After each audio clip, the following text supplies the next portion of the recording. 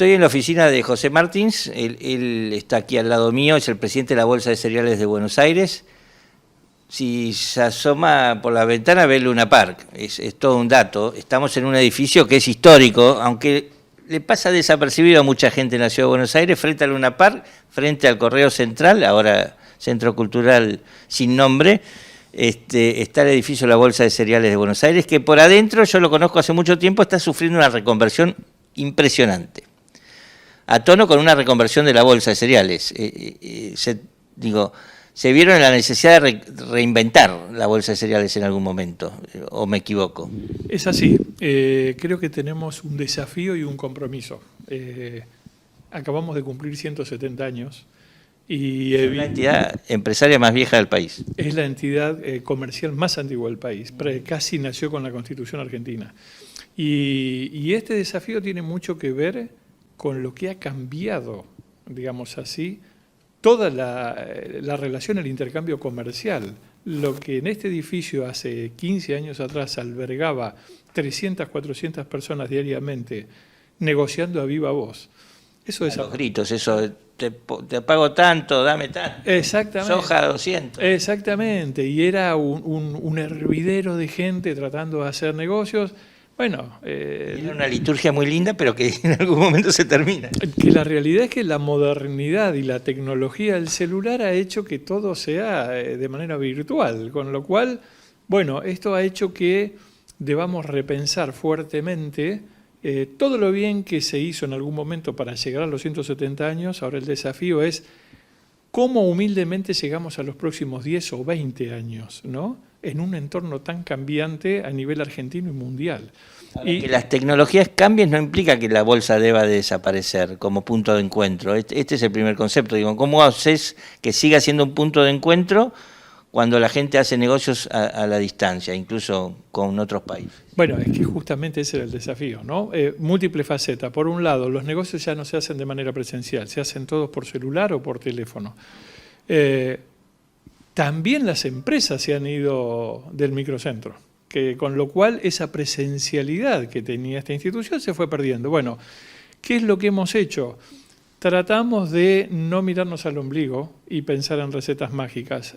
Hace 2 años atrás, con el apoyo de algunos profesores del IAE, de la Universidad Austral, hicimos un planeamiento estratégico. Le preguntamos concretamente a nuestros socios, a nuestras instituciones, ¿qué necesitaban de la bolsa? ¿Quiénes son los socios de la bolsa? Hoy tenemos prácticamente toda la cadena comercial agroindustrial, digamos, por lo que tiene que ver estrictamente con granos. Acá hay productores, acopiadores, cooperativas, corredores, por supuesto el mercado de futuros, y después tenemos otras entidades que no son propias de los granos, qué sé yo, pollos, harinas, no quiero olvidarme ninguna, legumbre. Son usuarios de la cadena agrícola, digamos. Exactamente, exactamente. Y digamos así, lo que en su momento el factor principal, digamos así, como eje, la bolsa de cereales lo que debe velar es por la transparencia, cristalinidad de todos los negocios que se hacen en una cadena comercial que sigue siendo una isla dentro de la economía argentina, ¿no? Porque tenemos que rescatar. Toda la operatoria comercial se hace de palabra. Los granos continúa siendo cerrar un negocio que puede implicar millones de dólares de palabra. Pase lo que pase, se cumple, porque si no se cumple tenemos dentro de la institución también nuestra Cámara Arbitral, que viene a funcionar como un tribunal amigable componedor de cualquier desvío que haya, y si algo no se cumple, tiene una sanción, digamos así, ejemplar, que hace que esa persona se retire del comercio.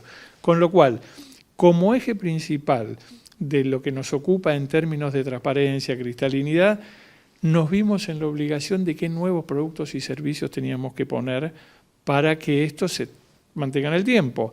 Y todo eso que implicaba, bueno, un fuerte cambio de, meternos en cosas que nunca habíamos hecho, darle un tinte comercial, porque de alguna manera hay que financiar el futuro de esta entidad. Recordemos que esto siempre se financió en base al registro de contratos. Algo que en los últimos años ha venido perdiendo mucho por múltiples factores. Primero porque lo que hablábamos de esa confianza que hay en toda la cadena hace que en muchos de los negocios no sea necesario hacer un contrato porque las partes se confían, ¿no? Por otro lado, lo caro que significa el impuesto de sellos en la provincia de Buenos Aires, que ha hecho que en una actividad que durante años viene golpeada, todo el mundo quiere reducir costos. Bueno, entonces, claro, no registra el contrato para evitar un impuesto abusivo. Exactamente, el cálculo es casi el 1,2% del valor del negocio, es lo que se tributa por registro de contrato. Bueno, eso que ha hecho desfinanciado a la entidad, hemos tenido que, dentro de los múltiples objetivos que nos pusimos como para preservar la institución y que esto no sea un museo o un simple sello de goma, tenía que ver, bueno, cómo reemplazamos ese ingreso de dinero, cómo ponemos la estructura edilicia acorde con el tiempo, porque lamentablemente por muchos años en este edificio no se ha invertido dinero, de manera que había que ayornarlo. Bueno, aparecieron nuevos productos y servicios que hoy estamos lanzando. Hemos hecho una remodelación muy profunda de las oficinas porque necesitamos... Profundísima. En algunos casos yo me perdí, digamos, incluso el viejo teatro, el viejo auditorio, que ha sido donde yo hice un montón de coberturas, desapareció y ahora da lugar a un espacio de trabajo luminoso. Es rarísimo lo que pasa. Bueno, necesitábamos, siempre hablamos lo mismo, ¿no? Dentro de los ejes que tenemos que manejar como dirigentes de instituciones, poner el foco hacia afuera, pero también hacia adentro. Nuestro equipo de trabajo tiene que estar en un lugar razonable, con condiciones más que dignas, condiciones confortables para el día a día, con lo cual todo ese tercer piso donde estaba ese viejo Salón San Martín, querido por todos, pero que en un momento ya era más peligroso que razonable, ¿no? Con lo cual lo hemos transformado en una gran oficina para nuestros equipos de trabajo, con todas las comunidades que hoy exige la tecnología, porque ese es el otro tema. Y el recinto, donde antes se voceaba, está en plena remodelación. ¿Para hacer qué? Para hacer... Bueno, ese es el otro sueño. Cuando hablamos de infraestructura edilicia, hemos dado múltiples pasos, ¿no? Por un lado, dijimos, todo el tercer piso que hoy es para nuestro personal, que antes estaba deambulando por todo el edificio. Hemos hecho el segundo piso también una renovación importante, desde oficinas de presidencia hasta las salas de reuniones del Consejo, y también hemos incorporado oficinas, salas de reunión que ponemos a disposición de nuestros socios, ¿no? La idea con esto es que nuestros socios, cámaras, instituciones, no inviertan en oficinas que vengan a ocupar las nuestras para darle también movimiento. Y por último, lo que mencionás, el gran sueño que tenemos, ese viejo salón que ya había quedado abandonado porque nadie lo utilizaba, lo estamos transformando en lo que creemos que va a ser un gran auditorio, cuyo sueño será que la bolsa de cereales sea el punto de encuentro de la cadena agroindustrial. Un auditorio que va a estar en condiciones de albergar aproximadamente hasta 500 personas, divisible, con todas las comodidades, para que aquí se puedan desarrollar los eventos, los congresos, los seminarios y, ¿por qué no?, las celebraciones propias de la cadena. Para no tener que ir a buscar locaciones en otro lado y hacer el Luna Park del agro, acá enfrente al otro Luna Park, de algún modo. Exacto, y esto tiene mucho que ver también cuando hablamos del edificio. Le hemos dado un vuelco también a la utilización de nuestras cocheras institucionales. Nosotros tenemos un servicio de cocheras para los socios que quedaba en desuso, digamos así, teniendo la oportunidad del Luna Park enfrente, con lo cual hicimos un convenio con el Luna Park, con lo cual ante shows estamos vendiendo los servicios de la cosita. Entonces son todas pequeñitas cosas que nos alientan a encontrar financiamiento para potenciar los servicios que después tenemos que dar aquí. ¿Qué me ibas a decir? No, digo, y acá uno de los temas que hoy estamos poniendo mucho foco es que tenemos que hacer una fuerte inversión en tecnología. ¿Por qué? Porque hoy todo se maneja a través de tecnología y esto va cambiando minuto a minuto, con lo cual ese es nuestro rumbo hoy. Ahora, en el medio no cambia la esencia de los servicios, digamos, estimaciones agrícolas para que el productor sepa cómo viene el mercado, datos de mercado cotidianamente, mucho dato económico, ahí vimos al equipo abajo o arriba, ya me perdí, pero generando muchísimo dato. Y básicamente esto, de que de algún modo haya un espacio transparente para hacer negocios en granos en Argentina. Sí, yo no omití ni quiero omitir, digamos, estamos haciendo cosas nuevas, pero consolidando otras, ¿no? Y este caso de estudios económicos es uno de ellos, con mucha vocación y mucho foco en no solo brindar la información que veníamos brindando, sino también hoy poner foco en trajes a medida, porque muchas veces hay instituciones, hay cámaras, hasta empresas que necesitan algún tipo de información en las cuales la bolsa está en condiciones de dársela, y eso será con un costo, con lo cual estamos trabajando en eso. Otra área que nos pusimos a darle un fuerte impulso es lo que tiene que ver con las relaciones internacionales. Nosotros teníamos el INAI, el histórico INAI, que venía lamentablemente por múltiples factores adormecido. Bueno, hoy lo estamos revitalizando. Creemos que con este cambio también, digamos así, de política exterior en la Argentina, el INAI tiene que ser una institución que dé soporte tanto a gobierno como a empresas privadas como a cámaras en todo lo relativo a estudio del mundo del comercio internacional, ¿no? Desde tratados, apoyos, investigar mercados, con lo cual otra área a revitalizar, y la más moderna es la que tiene que ver con operaciones y mercados, donde ahí fuertemente estamos entrando en el mundo de herramientas digitales, de legajo electrónico, prendas de cultivo, que es una nueva garantía que va a beneficiar muchísimo al pequeño productor. Estamos en negociaciones también con entidades bancarias a ver si logramos que la bolsa a través del legajo electrónico evite que el productor o el tomador de crédito tenga que ir con su carpetita por N cantidad de lugares, sacando N cantidad de fotocopias.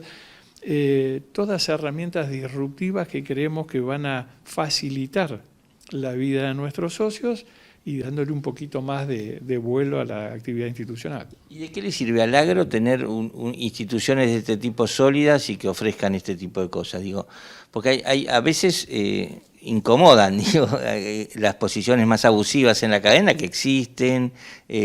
¿De qué sirve, digamos, aquel viejo mercado que nació en 1854, un año después de la Constitución, en Plaza Miserere, con los carretones que llegaban con mercadería agropecuaria a la Ciudad de Buenos Aires? Ese es buenísimo el punto que traes, porque fue lo que nos rompía la cabeza, ¿no?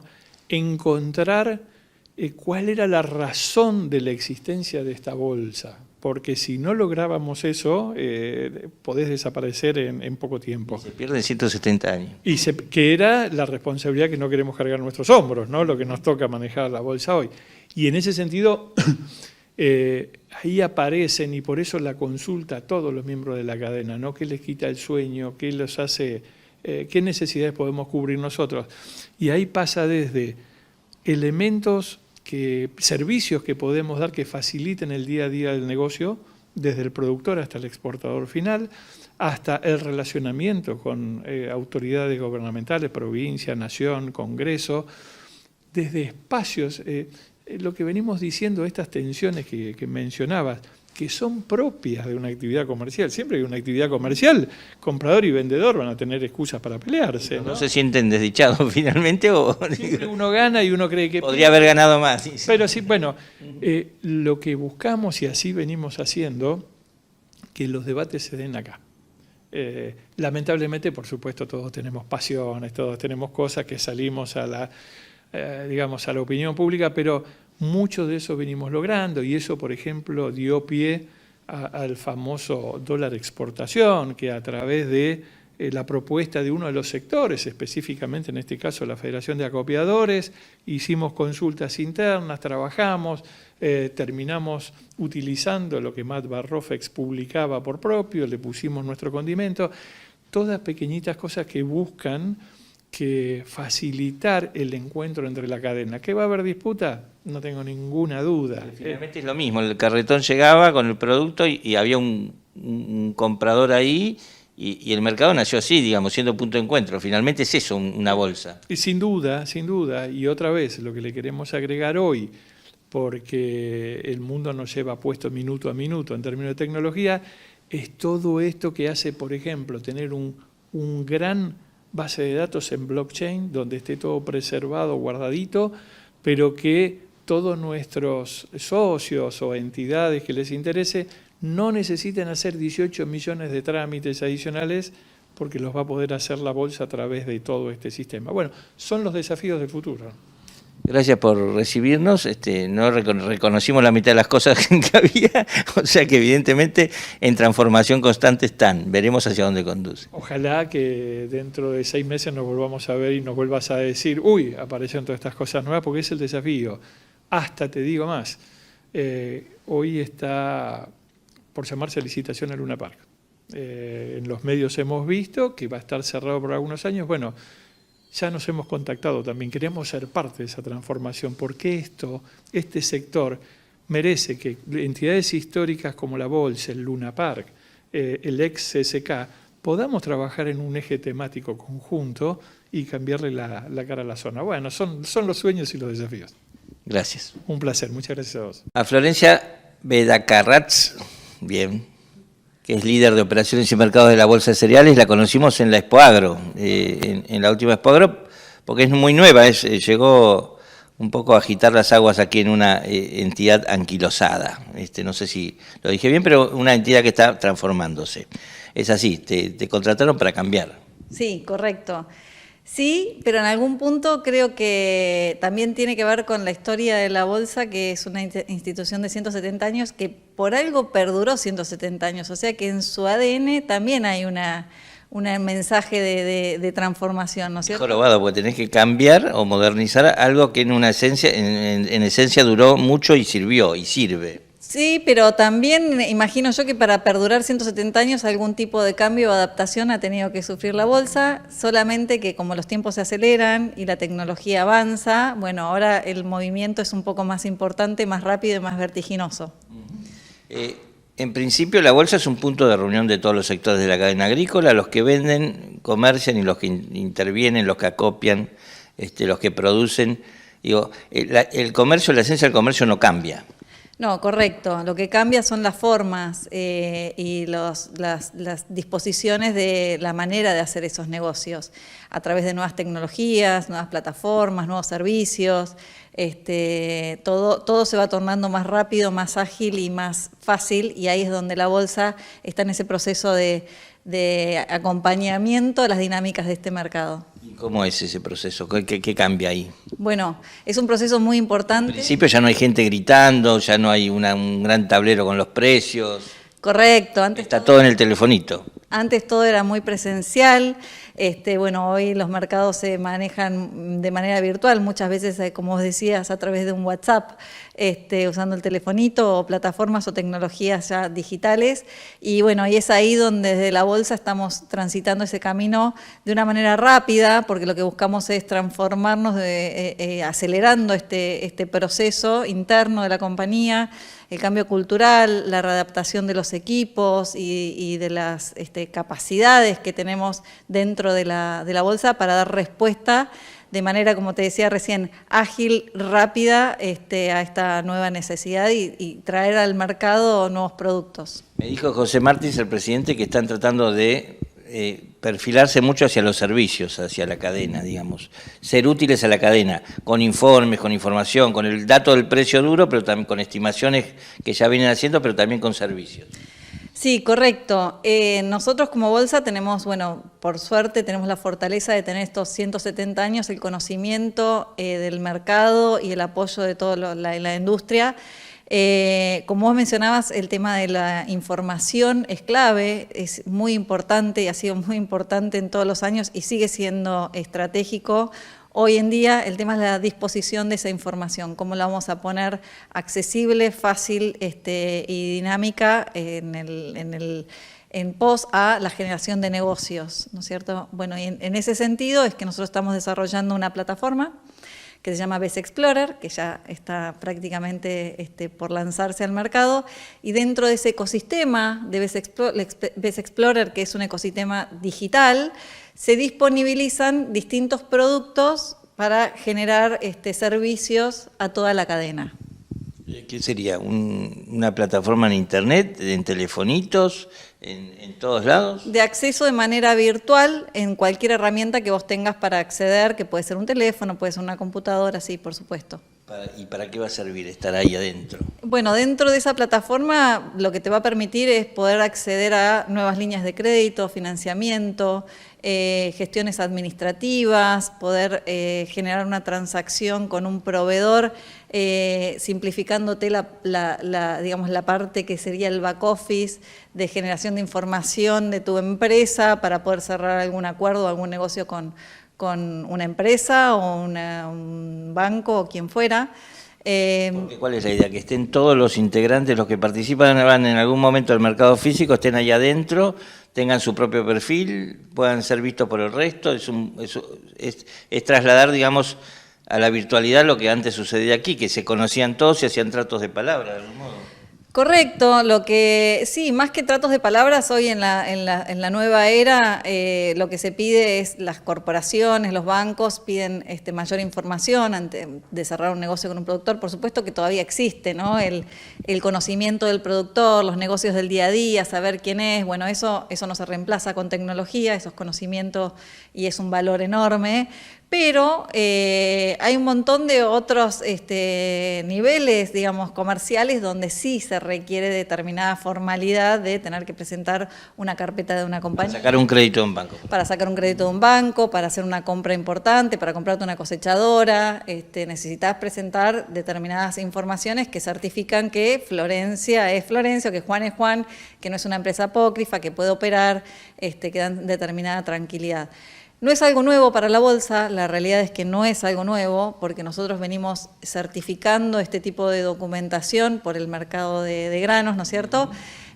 Tanto para vendedores como para compradores. Tenemos el conocimiento de cómo hacerlo y hacerlo muy bien. Lo único que estamos transitando es la digitalización de todo ese proceso para que sea mucho más ágil, como mencionaba hoy al comienzo, y para que la información se pueda disponibilizar de manera más homogénea a toda la industria. Es decir, un productor puede tener su carpeta o su empresa subida, la información de su compañía subida a la plataforma, y quiere hacer un negocio con una empresa de insumos. La empresa de insumos directamente pone el quit del productor, se avisa a este productor que determinada empresa, todo esto es virtual y digital, y sucede en un instante, que determinada empresa quiere consumir su información porque está haciendo algún negocio, está tratando de cerrar una operación con él. El productor puede aceptar o rechazar. En este caso asumimos que si están en conversaciones de hacer un acuerdo comercial, va a aceptar que esa empresa consuma esa información, que es básicamente la certificación de que ese productor o esa persona puede operar sin problemas. Tiene una historia comercial detrás y tiene avales de algún modo. Más que comercial, cuando hablamos de legajo digital, es información de la compañía, estatutos, firmantes, impuestos, RUCA, todo ese tipo de información, no transaccional, solamente decir, esta compañía puede operar.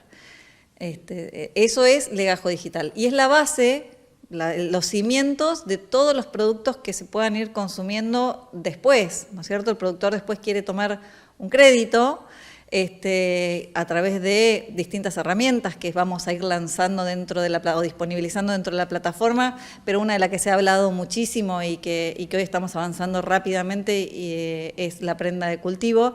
Entonces, un productor que quiera tomar una prenda de cultivo, que es acceder... ¿Qué es una prenda de cultivo? Una prenda de cultivo es una garantía real con derecho preferencial. Es básicamente, por hacerte para entenderlo rápido, es como una prenda de un auto, pero sobre un cultivo.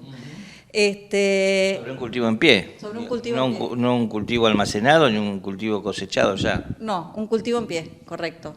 Entonces el productor puede acceder a esa prenda solamente si, por supuesto, tiene estado de alta con su legajo digital que certifica que este productor puede operar. Ese producto, como te mencionaba recién, es un producto que acompaña o es adicional a la primera etapa que tiene que ver con la certificación del productor, ¿sí? ¿Y de qué le serviría esa prenda? Y la prenda serviría nada más ni nada menos que para financiarse. No nos olvidemos que... Una especie de garantía respecto del crédito que va a tomar.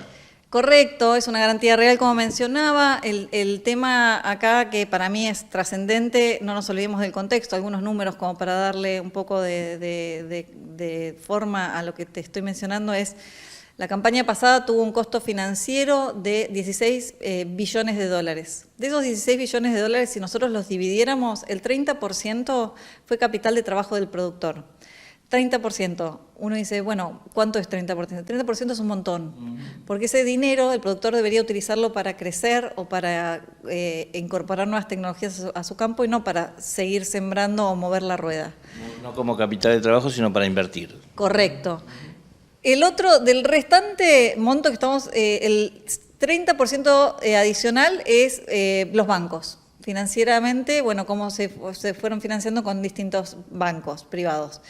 El restante 40% fueron las empresas de insumos, ocupando un lugar... Como sos canje de granos, me pagas a cosecha o te financio. Canje, cheque en dólar... sí, pero con la semillera, con la sí, correcto.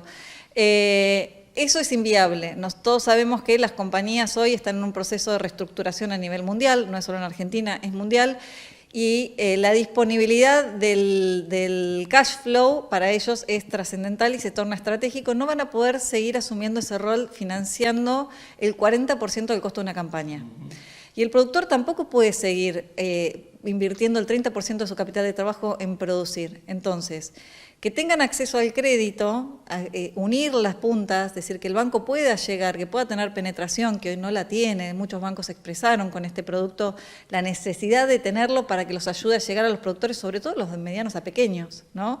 Porque los grandes todos los conocen y es muy fácil llegar, pero de medianos a pequeños productores hay muy poca penetración de los bancos, no están llegando y estos son los que terminan usando. Ese 30% está concentrado en ese segmento de productores, usando su capital de trabajo o muchos financiándose también con las empresas de insumos, los distribuidores, bueno...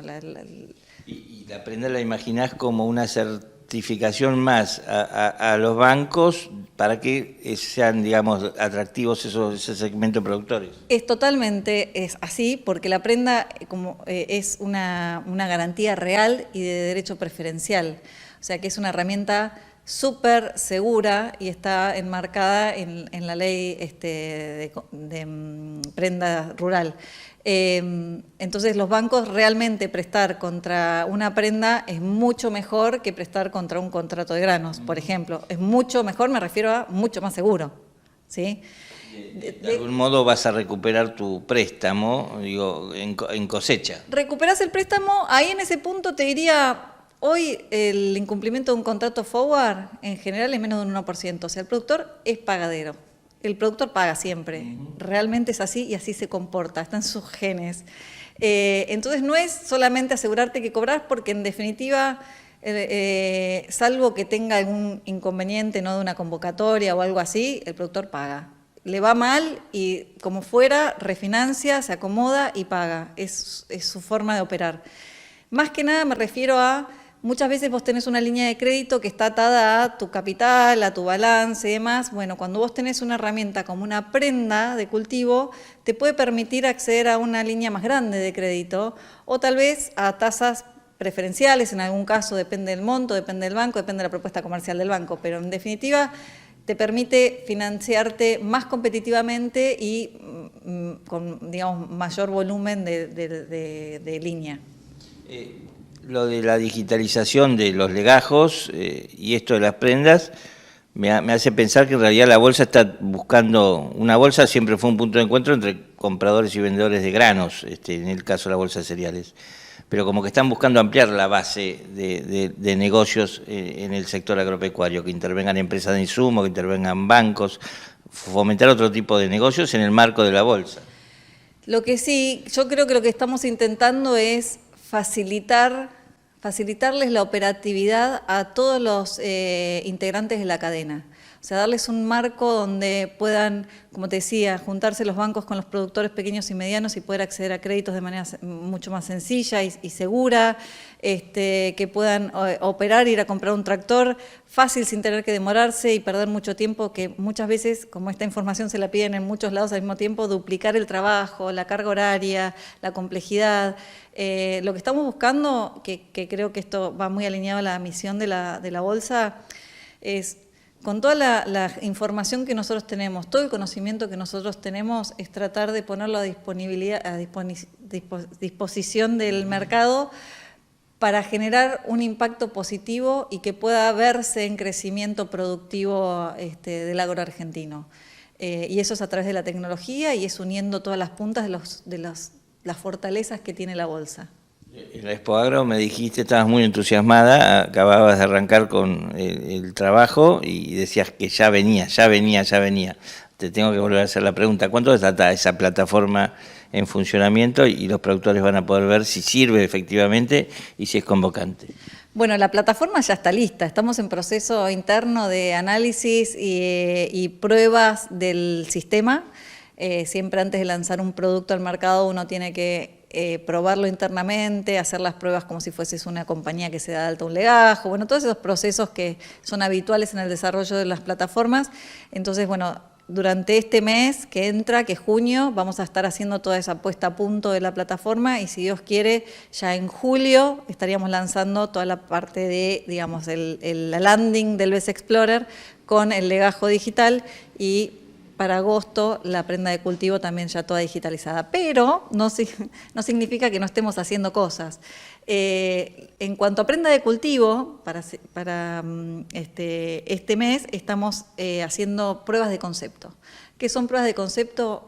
Son pruebas reales, con líneas reales de créditos, productores que están tomando financiación con prendas, con distintos bancos, y estamos en estas pruebas de concepto analizando todos los pasos de la implicancia de una prenda, porque si bien es una herramienta, nosotros no estamos inventando la rueda, lo que estamos haciendo es entender qué herramientas existen en el mercado, ver cómo se usaron afuera, qué cosas sirvieron y qué cosas no, haciendo lo mismo aquí.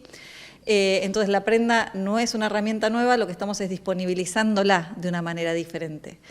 Entonces, estamos analizando cómo aprenden a usar esta herramienta el productor, los bancos, nosotros mismos como bolsa, y cómo el mapeo que hicimos desde la teoría de cómo es el proceso, cómo va a ser que el productor solicita la prenda, cómo es el cálculo de esa prenda, cómo decide el banco cuánto le va a prestar, cómo se hace el registro, cómo se termina pagando esa prenda, el seguimiento de cultivo. Bueno, todo ese proceso que nosotros lo analizamos virtualmente y lo desarrollamos en una plataforma, ahora lo estamos testeando de manera analógica, ¿no? Todo el proceso y aprendiendo todos de este ejercicio y haciendo los cambios que fueran necesarios si es que hay que hacerlos en nuestros manuales, en los procedimientos que establecimos y demás, para que cuando esta herramienta, como yo te decía, salga ya de manera masiva para el último trimestre del año, sea la mejor versión que podamos tener en el mercado. ¿Y qué imaginas con esta prenda como futuro deseable? A mí me emociona mucho porque creo que hay, realmente creo que hay una parte mía que es muy altruista, que va a haber un impacto muy grande en lo que es la productividad del campo argentino. Básicamente porque va a haber más financiamiento bancario orientado a proyectos. Totalmente, no en el corto plazo, por supuesto, porque como toda adaptación a esta nueva tecnología y el uso de una herramienta va a llevar un tiempo a que explote, como le llamo yo, y que los productores la conozcan, porque hay que ir a enseñarles, hay que mostrarles, que se sientan seguros. Pero una vez que ellos adopten esta tecnología, y como vos bien decías, el crecimiento está dado por el crédito. Si nosotros le podemos traer, tenemos muy pocas herramientas crediticias en Argentina, y si nosotros podemos traer esta herramienta y disponibilizar todo el dinero que tienen hoy los bancos disponibles los bancos nos han expresado, no estamos llegando, tenemos una cartera enorme para salir a prestar y no tenemos forma de llegar a estos productores. Entonces, la realidad es que a la larga a mí me parece que el futuro con esta herramienta va a ser muy, muy positivo, muy bueno, y como te decía, va a redundar en mayor crecimiento de la productividad argentina. No estoy inventando, porque en realidad lo que estoy haciendo es aprendiendo de lo que sucedió en Brasil. Eso te iba a preguntar, ¿qué país me pones de ejemplo? Bueno, cuando nosotros empezamos con este proyecto, pusimos mucho foco en entender qué funcionó en otros lados y qué cosas no funcionaron. No usamos solo Brasil como ejemplo, usamos distintos países que tienen esta herramienta disponible para distintos cultivos o distintos mercados. Tenés Chile, Paraguay, Uruguay, Brasil y otros. Y analizamos mucho qué cosas funcionaron y qué cuestiones no funcionaron para tratar de no repetirlas acá o repetir las que sí. Y lo que te puedo decir del caso de Brasil es que a mí me llena, digamos, de expectativas en cuanto al proyecto acá en Argentina, es que cuando lograron entender para dónde iba esta herramienta y cómo estructurarla y cómo disponibilizarla en el mercado, el crecimiento en adaptación, en adopción, perdón, la palabra, en adopción de esta tecnología fue exponencial, llegando al 2023 con un uso financiero de 60 billones de dólares a través de esta herramienta en Brasil, y un crecimiento anual desde el 2020 al 2023 de un 90% por año. El productor va al banco, recurre a la página, a partir de la página dice tengo un cultivo en pie y soy sujeto de crédito. ¿Funciona más o menos así? Me lo imagino.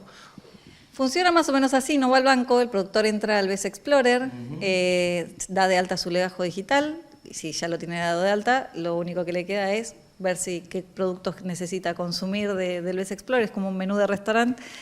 Supongamos que la prenda es uno, porque hay otros productos también que van a estar siendo lanzados. Quiero entender la prenda. Entonces, lo que hace el productor es cliquea un botón de quiero financiarme. Dentro de las opciones financieras, una de las herramientas disponibles va a ser la prenda de cultivo. Si él elige prenda de cultivo, automáticamente él va a tener la opción de elegir con qué banco se quiere financiar. Puede financiarse con un banco o con empresas de insumos, va a estar a disponibilidad de él. Lo que va a hacer la plataforma es decirle, bueno, ¿querés financiarte con una prenda de cultivo? Bueno, ¿qué cultivo y dónde está geolocalizado tu campo? Automáticamente la plataforma hace un cálculo con la calculadora desarrollada por la bolsa, con 25 años. Hoy vos me mencionabas que José habló de esta transformación y de la información y además de la bolsa. Tenemos más de 25 años de información de rindes de cultivo en toda la Argentina. Esa información tiene un valor enorme. Con toda esa información nosotros podemos estimar cuánto vale una prenda para el campo geolocalizado de ese productor y sugerirle al banco cuánto vale esa prenda. Después el banco en la misma plataforma puede hacer una propuesta al productor y decirle, bueno, yo en base a el conocimiento que tengo de vos o el consumo de otro producto que vamos a tener nosotros, que es el Buró del Agro, que es un perfil financiero del productor, o las herramientas que tenga de calificación crediticia, el banco mismo puede definir cuánto le va a prestar. Esa es una definición comercial del banco. Cuánto se presta y a qué tasa, eso directamente se arregla dentro de la plataforma entre ellos. La bolsa no interviene para nada en eso, solo disponibilizamos la herramienta para que ellos tengan una comunicación rápida y fluida. Una vez que acepta, dice, bueno, yo te voy a prestar X a esta tasa, el productor acepta y se generan los documentos con la información del el que va a prestar el dinero con el que va a tomar el préstamo.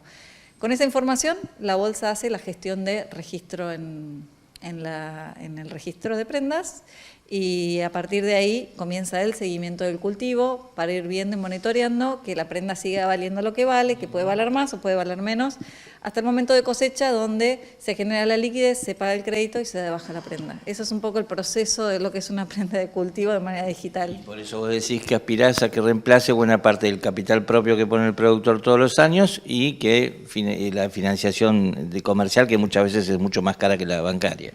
Totalmente. De hecho, esta herramienta no está desarrollada sola. Nosotros desde la Bolsa trabajamos de manera muy colaborativa con toda la cadena y esta herramienta fue un poco también desarrollada y pensada en colaboración con los principales bancos de Argentina, con empresas de insumos que también aportaron sus necesidades y su conocimiento, productores también en sí mismos, con lo cual la realidad es que fuimos armando de la mejor manera posible, teniendo en cuenta los aportes de todos los jugadores que van a estar interviniendo en este producto. Y finalmente un nuevo servicio y perfil para la Bolsa de Cereales de Buenos Aires. Muchas gracias por la entrevista. Gracias a vos. Ramiro Costa lo conocemos hace mucho y siempre en un rol casi coyuntural, contarnos cuánto va a ser la cosecha de trigo, cómo viene la comercialización de soja, porque es el gerente de estudios económicos de la Bolsa de Cereales.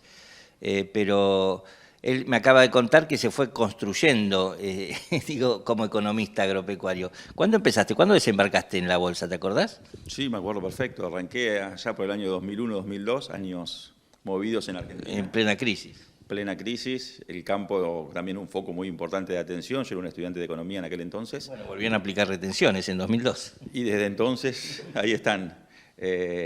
Y bueno, ya como te decía, era estudiante, el equipo de la bolsa no es el equipo que conocemos hoy, éramos muy poquitos haciendo ese tipo de trabajos.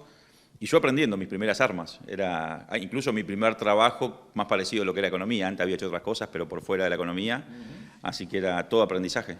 Y en la facultad no te habían enseñado nada de agro, digamos, te tropezaste con el agro de golpe y porrazo. Sí, en realidad yo vengo de una familia, yo soy de la ciudad de Pergamino, norte provincia de Buenos Aires, y después con el tiempo, yo cuando estaba empezando a buscar trabajo había dejado currículums en varios lados, en cualquiera en realidad no tenía muy claro para dónde ir, me gustaba la economía, pero tuve la suerte de venir de familia acopiadora, que después con el tiempo ya no son más acopiadores, pero cuando dejé el currículum en la Federación de Acopiadores y en la Federación se enteraron que la bolsa estaba buscando un economista junior, un estudiante, lo arrimaron, pasé una serie de entrevistas y medio de casualidad terminé aquí y me encantó, por supuesto. ¿Cómo era el equipo? Vos dijiste, ha cambiado mucho el equipo económico. ¿Cómo era en ese momento el equipo económico? Y cuando yo entré, estaba el economista jefe de la bolsa, que era el licenciado Jorge Ingaramo, había otro pasante que no se había recibido, Juan Cruz Reikeli, que luego fue economista de CRA, y había un área de 2 personas que eran los que actualizaban todos los precios, ponían las novedades en la página web, incluso en las carteleras del piso. A los diarios llegaba la planilla en fax en ese momento con los precios y esperábamos a las 6 de la tarde, 4 o 5 horas, depende.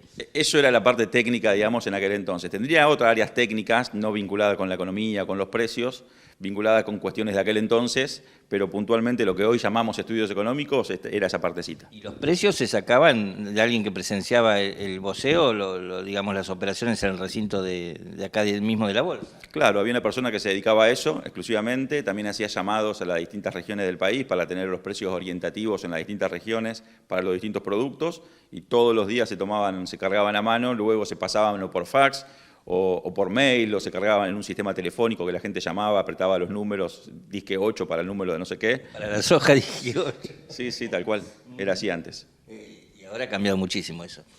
Y ahora es nada que ver, tal cual. Ahora, desde entonces cambió muchísimo todo, Argentina, el mundo, la tecnología, la forma de hacer las cosas y de presentar las cosas y de vincularnos con quienes tienen que recibir la información que la bolsa o bien genera o bien difunde.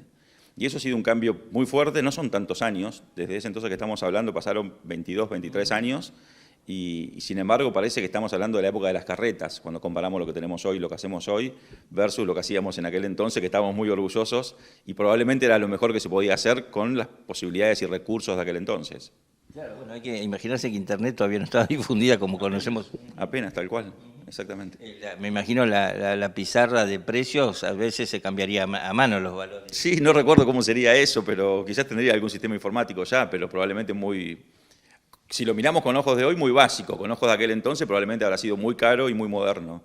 Pero bueno, la tecnología avanzó muchísimo. Y ahora todavía siguen emitiendo los precios cotidianamente como referencia para que todos los productores en cualquier latitud del país, digamos, puedan acceder a los precios que se transaron ese día, pero me imagino que todo es casi automático. Sí, hoy, o sea, la labor de la bolsa en el sentido de difundir precios es muy importante porque es una forma de transparentar mercados, que al final del día es uno de los grandes objetivos de la bolsa. Que el mercado de grano sea tan transparente como sea posible y brindar toda la información a todo el mundo en el mismo momento, para que no haya beneficios de tener información o adicional o más temprana, etcétera. Entonces, naturalmente, los precios hay que seguir informándolos con muchísimo mayor grado de detalle, con muchísima más velocidad incluso. Incluso online, cuando se va produciendo la modificación del precio, se va informando eventualmente. Correcto, exactamente es así. Y todo digitalizado. Todo digitalizado, todo automatizado para minimizar errores. Todo, por supuesto, corriendo, por ejemplo, lo que hoy es lo nuevo, que es mediante la nube, el uso de la nube, tratando de que todo sea tan rápido, preciso y sin errores. Por supuesto, 2x3 puede haber errores, pero como sea posible. Y no es la única información que trata de generar la bolsa para ayudar a los productores y a los operadores del mercado a tomar decisiones en este marco de transparencia y competencia pareja. No, la bolsa hace una serie de trabajos, o sea, que va mucho más allá de únicamente los precios. Los precios es una parte muy importante, pero no es la única. Si me circunscribo a la parte que me toca a mí gerenciar o liderar con los equipos de la bolsa técnicos, están vinculados con brindar otro tipo de información que son, por un lado, por ejemplo, el tamaño de las cosechas. Es muy importante saber qué es lo que se espera que va a sembrar Argentina, con qué tipo de tecnología lo va a sembrar, para poder de esa manera tener alguna idea de rendimientos y de esa manera saber cuál va a ser la producción. Y no es por el solo hecho de saber cuál va a ser la producción en términos numéricos, sino porque es un número fundamental para toda la cadena agroindustrial, para todo el sector privado. Los famosos fundamentals del mercado. Lo fundamental del mercado, exactamente. Oferta y demanda. Porque vamos a saber, en definitiva, cuánto maíz vamos a tener, cuánto se va a poder procesar, cuánto se va a exportar, cuáles van a ser los planes de exportación, cuáles van a ser los ingresos que ingresen al país en términos de dólares, el pago de impuestos que vamos a tener, qué está pasando en los desarrollos locales o en los desarrollos regionales en función de cómo se mueven o se van desplazando los cultivos por cuestiones de competitividad, por cuestiones normativas, de regulaciones. Y todo eso hace que la bolsa ofrezca información, muchas veces primaria, relevada y analizada y estudiada internamente, para darle la mejor información posible a quienes tienen que tomar decisiones, que puede ser el sector público, que puede ser el sector privado en sus distintas cámaras o entidades, empresas, ONGs, el periodismo mismo para difundirlo a un público en general. Es decir, es generar información, hacerlo también como podamos, hacerlo de manera, como te decía hoy, la palabra neutra y transparente me gusta mucho a mí, porque es lo que hace la bolsa, tiene que ser lo más como sin sesgos posibles, porque en nuestra institución... Ni a favor de la demanda ni a favor de la oferta, digamos, para que se arregle. Vos tirás el dato y que ellos lo usen como les convenga. Es exactamente así, Matías, porque ¿qué pasa? El Consejo de la Bolsa, donde están integrados todos los directivos nuestros, algunos son de la representante de la demanda, otros son de la oferta, algunos son corredores, otros son acopiadores. Tenés representado toda la cadena agroindustrial. Entonces nosotros como equipo técnico, como staff permanente, digamos, que estamos aquí, que no tenemos límites desde el punto de vista de vencimiento de mandatos, tenemos que hacer que esa información le sirva a todos de manera por igual, sin sesgarlo hacia un lado o hacia el otro, porque si no, naturalmente, quien se ve perjudicado tendría incentivos a levantar la mano y decir la bolsa está haciendo algo que perjudica. Exactamente. Tomando partido, claramente. Y debe haber cambiado muchísimo el arte de estimar cosechas también en estos 20 y pico de años.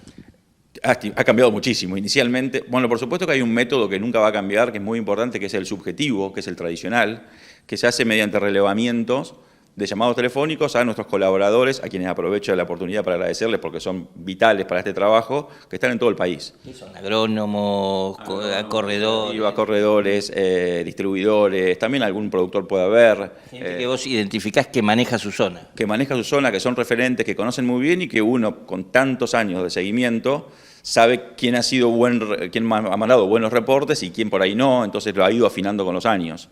Ese método es fundamental, sobre todo para momentos como pre-campaña, donde no hay datos todavía objetivos, todavía no iniciaron las siembras. Y eso lo llevábamos con Excel inicialmente y cada uno con su computadorita trabajando, ¿verdad?, en los equipos de la bolsa. El tiempo hizo que la información sea cada vez mucho más grande, mayor cantidad de datos, el Excel nos quede a todos corto, y hoy trabajamos con otras metodologías, con otros procesos, con otras integraciones de información e incluso hemos incorporado en los últimos años lo que son mediciones objetivas mediante el uso de imágenes satelitales. Para confirmar lo que te dijeron los informantes en cada zona, de algún modo. Sí, exactamente. Son sensores remotos que utilizamos, que tenemos incluso convenios internacionales para que nos ayuden, porque es muchísima información y muy compleja de analizar, sobre todo en un país como Argentina que tiene tanta variabilidad, norte-sur, incluso este-oeste. Y eso hace que uno no solamente confirme, sino que por ahí pueda hacer correcciones en función de algún error que haya tenido en la primera etapa. Entonces, eso nos obligó a interactuar con muchas otras ciencias. Antes eran únicamente ingenieros agrónomos o economistas puros, digamos. Hoy lo siguen siendo, pero tienen sus maestrías en ciencia de datos, sus maestrías en análisis de imágenes satelitales. Están todo el tiempo, o estamos todo el tiempo capacitándonos e integrando nuevas herramientas. Hoy en el equipo no hay nadie que no programe, son todos como programadores, entre comillas. Ninguno es ingeniero en sistemas, porque todos tienen que saber programar y capacitarse en programación. Hablábamos como era hace 20 años atrás, si nos decían que teníamos que programar, no sabíamos por qué, ni cómo usarlo eventualmente. Eso es parte de cómo nos hemos yendo adaptando a esas necesidades que se fue imponiendo por el cambio tecnológico, nada más que por eso. En algún momento las estimaciones de la bolsa, un mal momento, porque era cuando el Estado escondía información o el Ministerio de Agricultura o la Secretaría de Agricultura, digamos, manipulaba incluso algunos datos en función de sobreestimar o digamos, en función de intereses políticos del gobierno de turno. En algún momento cobraron mucha relevancia, porque de algún modo son testigos frente a la estimación pública. Sí, incluso la Bolsa de Cereales es una institución que se sabe que todos los jueves, 15 horas, va a estar publicado nuestro informe. Entonces, como lo hacemos de esa manera, con una metodología conocida, A nuestra escala emula la metodología que utiliza el USDA en términos de cómo se publica, cómo se procesa y cómo no tiene interferencias respecto de, digamos, quienes no estamos trabajando con el número y que se va a dar a conocer todos los jueves 15 horas, han generado como un nivel de confianza muy alto en el dato. Entonces, el mercado lo utiliza. Por supuesto, después pueden tener sus propias visiones y dirán, para mí es un poco más, para mí es un poco menos, pero quizás se pone ahí como un número que queda en el centro de la mesa y después todo el resto traidea, digamos, números un poco más altos, un poco más bajos y se va moviendo. ¿Te molestó alguna vez que desconfiaran del dato? Digo, viste que con el USDA dicen que a veces exagera o recorta. ¿Sucedió con la bolsa de cereales? No, desconfianza en ese sentido nunca, gracias a Dios. Sí, diferencias. Y en esos casos para mí siempre son enriquecedoras. Porque lo primero que hacemos es, si quien lo dice, digamos, es alguien informado, que tiene datos, que recorre el país, que siembra mucho, lo que fuere, lo primero que hacemos es, una mesa como esta, nos reunimos, computadoras abiertas y vemos si hay un error o no. En realidad en Argentina no hay tantas instituciones o tanta capacidad para hacer eso a nivel país todas las semanas, con lo cual muchas veces lo que nos encontramos, no siempre, porque de hecho hemos tenido que corregir un montón de veces, pero muchas veces es que uno ve muy bien una realidad regional y tiende a nacionalizar lo que está pasando. Pero cuando vos haces un seguimiento de todo el país, lo que estás viendo en tu zona probablemente no sea, o es compensado por lo que pasa en otra zona. Y eso nosotros al verlo todas las semanas tenemos como una visión un poco más integral de lo que sucede. Sí, bueno, a veces, claro, te dicen, che, están sobreestimando porque ustedes miran el panorama general y capaz te dicen, los de la zona que afectó la chicharrita con el maíz, te dicen, no, ¿cómo puede ser que acá? Sí, muchas veces nos pasa. Y no solo eso, porque también hay un equipo de economistas que hacen un seguimiento de las variables comerciales, bueno, entre muchas cosas, ¿no? Pero hacemos un seguimiento de las variables comerciales y uno va viendo la evolución de los stocks, va viendo la evolución de las demandas internas, las distintas moliendas, crushers de soja, cómo entra al circuito comercial la mercadería y cómo se exporta, y uno va teniendo un seguimiento, si el número que tiene publicado es consistente con lo que está pasando en el mercado físico de granos, ¿no? Entonces, son como muchas formas de ir teniendo balances y contrabalances para ir ajustando y tener el número más preciso posible todo el tiempo con la información disponible. Si la información cambia y nos obliga a tomar una decisión, por supuesto que somos los primeros en hacerlo, porque no nos sirve tener un número que esté mal. ¿Cuántos economistas, agrónomos y programadores tenés trabajando entonces en este departamento de estudios económicos? Mira, tenemos, haciendo distintas actividades, tenemos 6 ingenieros agrónomos, 4 economistas y luego tenemos 7 entre pasantes y jóvenes profesionales. Entonces, con todo este equipo... Muchos más de los que eran cuando vos arrancaste. Y éramos 2 en aquel entonces. Bueno, pero eso nos permitió también tener una capacidad y posibilidad de dar respuestas a un montón de inquietudes que, de nuevo, el desarrollo tecnológico, las necesidades de información y el saber que la bolsa puede proveer de determinados análisis, hace que todo el tiempo estemos recibiendo pedidos que sin una estructura de esas características uno no podría responder, o en cantidad o en calidad. Por ejemplo, esto de los informes tecnológicos es muy interesante como innovación. No sé a quién se le ocurrió, pero tratar de estudiar qué tecnologías usan los productores en cada uno de los cultivos, el famoso RETA. Claro, y eso surgió, como muchas de las buenas ideas, casi de casualidad. En realidad queríamos hacer una medición del PBI agropecuario, que en ese momento no había, hace muchos años atrás. Entonces lo que necesitábamos tener era cuál era la estructura de costos de los productores para poder hacer una buena medición del valor agregado. Lo que yo pensé, subestimando muchísimo el output final del trabajo, que lo podíamos hacer con 2 meses de unas consultas adicionales del equipo que hacía el PAS en aquel entonces. Los mismos informantes. Y de repente se transformó en un trabajo que con menos de un año no lo íbamos a terminar por la dificultad que tenía, medir el paquete de insumos y todos los procesos para los 6 cultivos, que en realidad son 8 cuando consideramos que soja son 2 y maíz son 2 en términos de tardía y temprano y primera y segunda, para 17 regiones, con la variabilidad regional y tecnológica que tenemos, fue un trabajo mucho más grande, lo cual la bolsa ya a nivel institucional le dio crédito a ese trabajo, decidió apostar y nos permitió armar el área de RETA, que es el de tecnología agrícola aplicada, y de ese modo tener no solo un seguimiento del paquete de insumos que se emplea, sino también de los procesos que se emplean, que después vino a ser mucho más importante que lo que pensábamos inicialmente por toda la agenda ambiental. Bueno, el único dato respecto de, por ejemplo, somos los adalid de la siembra directa, pero no medíamos cuánto se hacía siembra directa, hasta que llegó Rita y dijo, es el 94% de la superficie en estos cultivos. Claro, y eso después que nos permitió, porque lo hacemos hace más de 10 años, todos los años con la misma metodología, es analizar cuando se mueven las variables, qué lo está explicando. Entonces, cambios de política, cambio de determinada regulación. Entonces, cuando vos empezás a construir desde lo económico los aspectos de movimientos de tecnología, de área sembrada, de productividad, finalmente debido al paquete que pudiste emplear tecnológico, es como que te permite hacer análisis mucho más complejos, multidimensionales y sin lugar a dudas multidisciplinarios, que de otra manera no tendrías herramientas para poder hacerlo. Por eso hemos construido luego, o hemos desarrollado modelos económicos que permiten proyectar a 10 años y que ajustan bastante bien, digamos, porque tenés todo ese back de información primaria, relevada por nosotros, que le estás dando muy buenos insumos para que te haga una buena proyección para adelante. ¿Y qué más te falta? ¿Qué te gustaría? ¿O qué están pergreñando? ¿Falta mensurar algo en el agro? Sí, falta un montón, siempre falta mucho. Siempre hay muchas cosas para cuando pensamos para adelante. Estamos en una ola de digitalización muy fuerte en la bolsa. Ya empezó hace unos años y estamos muy metidos en eso, lo cual nos permitió empezar a explorar herramientas que antes no usábamos. Para poner así como un título que se usa mucho, pero se dice mucho y se usa poco, que es inteligencia artificial y Big Data. Nosotros nos hemos empezado a meter ahí y es un mundo que a medida que te vas metiendo un poquito te entusiasma mucho más porque puedes eficientizar un montón los procesos y lograr resultados que de otro modo nunca hubiésemos logrado. Y estamos un poco trabajando en eso y por eso te decía que todo el equipo nuestro hoy son programadores, porque el entusiasmo que genera meterse en eso y ver que la salida de resultados es mucho más eficiente, cosa que no podríamos haber hecho nunca, la estamos haciendo. Y bueno, estos mismos chicos que se recibieron de ingenieros agrónomos o de economistas, ellos solo van y se anotan en la carrera de ciencia de datos, porque le ven que hay una proyección, no solo en la bolsa ya, ¿no? En cualquier sector que después se quieran desempeñar. Contar datos y sacar, digo, no es fácil sacar conclusiones, hay millones de datos dando vueltas. Tal cual. Y si me preguntas, pensándonos para adelante, qué falta o qué estamos haciendo más que qué falta, me gusta ver qué estamos haciendo y cómo potenciarlo. La bolsa, por todo lo que te conté antes, 170 años, algo dicen de la bolsa y en muchos aspectos es un referente la institución.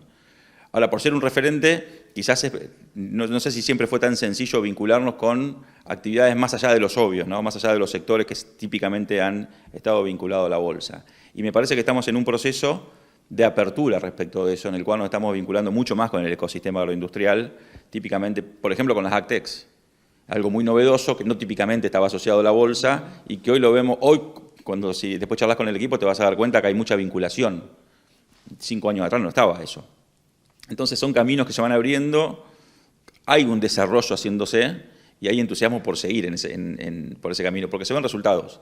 Y siempre el eje es el mismo, digamos, tratar de proveer información neutra, como te gusta decir a vos, al sector para que comercialmente se ubique respecto de, bueno, de los escenarios que se plantean. Tal cual, y brindar asesoramiento respecto de, quizás se está discutiendo alguna ley en el Congreso o sabemos que el sector o el Poder Ejecutivo está pensando o analizando alguna medida, tener las herramientas para poder analizarla, cuantificar sus resultados y eventualmente recomendar cambios, sugerir cambios, intercambiar en una mesa de debate de por qué tal cosa y no tal otra, porque hoy el equipo te permite hacer ese tipo de análisis. Me parece que eso es fundamental, porque no solo es brindar datos, sino es brindar análisis.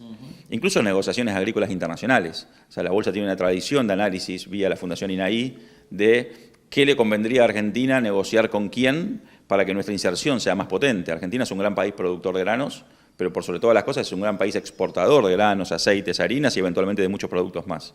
Entonces, la inserción que tenga Argentina no solamente es importante de cuánto más podemos producir, sino es cuánto más podemos producir y vender. Y vender inteligentemente. Y vender inteligentemente. Gracias, Ramiro. Muchas gracias, Matías, por la nota. Muy bien. Es Maxi Moreno, Maximiliano es el nombre completo, pero todo el mundo te conoce por Maxi, que es una rara avis en el mundo de los... Sos economista.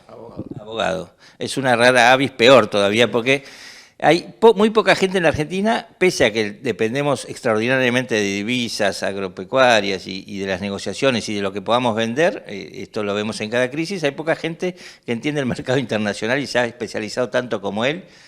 Estuviste muchísimo tiempo manejando la política internacional en la Secretaría de Agricultura, Ministerio. Sí, ¿qué tal? Buenos días. Empecé a trabajar en estos temas en el 97. ¿Y qué te atrapó de esto? A mí me gusta, es apasionante, pero mucha gente, los abogados, y mucho más los abogados, deben decir qué rareza. Sí, no, yo soy un bicho raro. Yo estaba estudiando Derecho y sabía que no ibas a hacer ejercicio tradicional de la profesión. Siempre me interesó el tema de la diplomacia. Surgió la oportunidad de focalizarme en temas agrícolas. ¿Te acordás cómo surgió?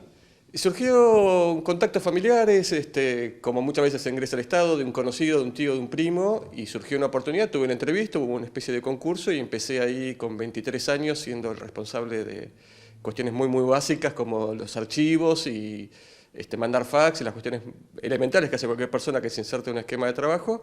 Me encantó, siempre fui muy apasionado por el trabajo, encontré una gran oportunidad de crecimiento profesional, mucha gente muy interesante que me dio una mano para crecer, y con el tiempo me fui formando, fui creciendo en el área y terminé estos últimos años siendo director nacional y muy contento de mi etapa en la función pública. 27 años y orgulloso. Es apasionante. Yo he ido a cubrir algunas reuniones internacionales, la OMC en Cancún, qué sé yo, o algunas otras, y se juega el destino de la Argentina muchas veces en esas negociaciones. Digo, que te dejen entrar con los fideos a Europa o que te pongan un gravamen o una arancelaria en China, capaz que le mejora la vida o le perjudica a muchísima gente. Sí, tal cual, es como vos decís. A ver, yo siempre digo que... Política de alto vuelo. Sí, sí. Y, a ver, yo siempre digo que la diplomacia es un aceite que lubrica un motor. El verdadero protagonista es el sector privado, que es el que produce y es el que exporta, y es el que todos los días se está reinventando, y en definitiva son los protagonistas. Es como los equipos de fútbol, los que ganan y pierden los partidos son los jugadores.